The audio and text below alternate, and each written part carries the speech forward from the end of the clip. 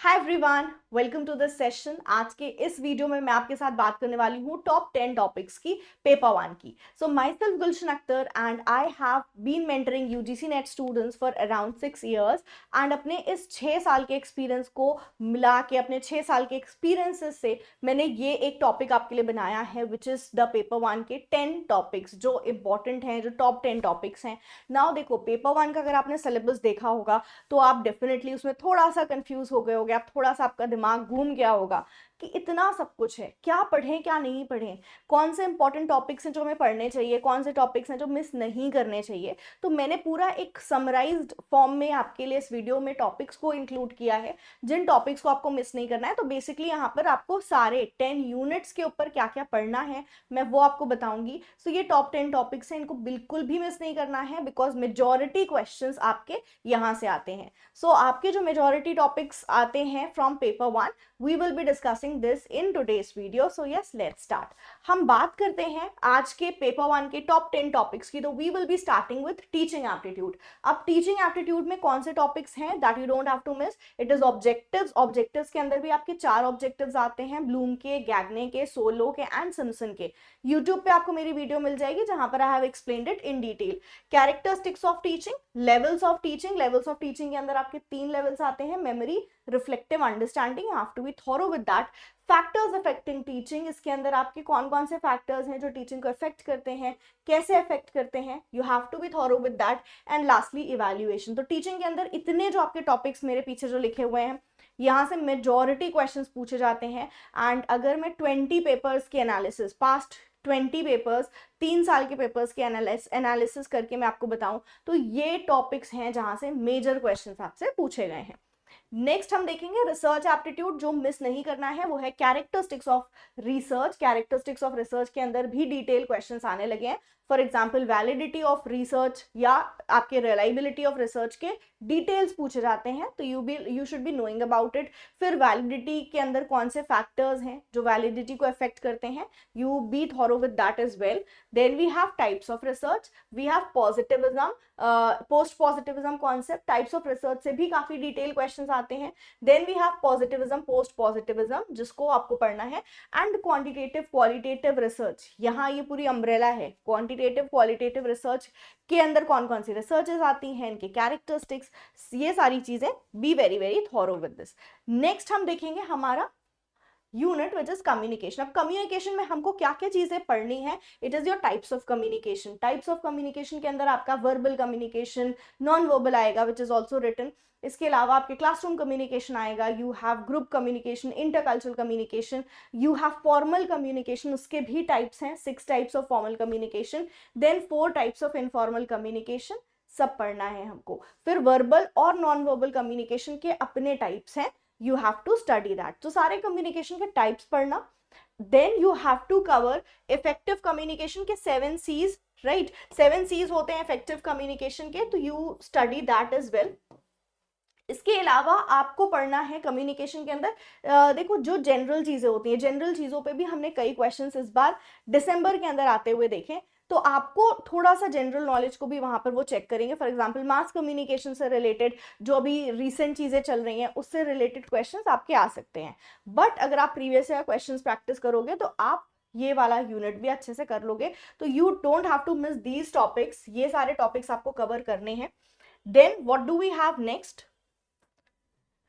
We have mathematical reasoning. Mathematical reasoning के अंदर आपको सीरीज वाले क्वेश्चंस बहुत पूछे जाते हैं एग्जाम में। सीरीज वाले क्वेश्चंस करना, coding, decoding, average, profit loss, ratio, time and distance, ये टॉपिक्स हैं जो आपको मैथ्स के अंदर करने हैं। मैथ्स में अगर आपने ये क्वेश्चंस, ये टॉपिक को प्रैक्टिस कर लिया तो आपके क्वेश्चंस वहां पर काफी ज्यादा फंस जाएंगे, काफी सारे क्वेश्चंस आपके यहाँ मैथ्स एंड डीआई के निकल जाएंगे।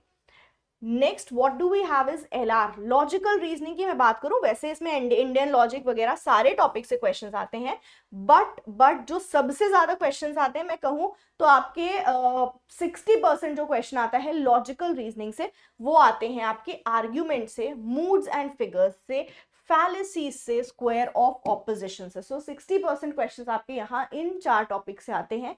तो don't miss these topics, any way you have to study these topics. Next we have 1 minute.